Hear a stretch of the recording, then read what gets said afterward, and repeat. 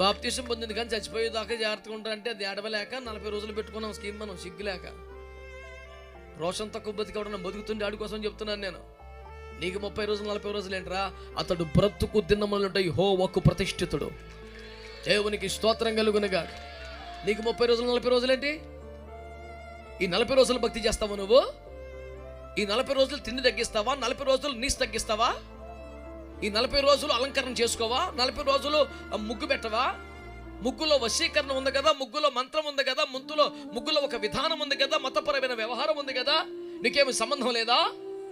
ఆ 40 రోజులు మానేస్తే 41 రోజున చెలరేగిపోతే పర్లేదా? అది కూడా సమాధుల్లో స్టార్ట్ చేస్తావా తీసుకెళ్ళి? నువ్వు చేసే భక్తికి ఏమైనా అర్థం ఉందా? అసలు నీ క్రైస్తవ్యానికి రోషం ఉందా? నువ్వు చేస్తున్న కార్యక్రమాలకి బైబిలే ప్రామాణికంగా తీసుకోవా? నువ్వు ఎవరిష్టం ఆడిదా? 30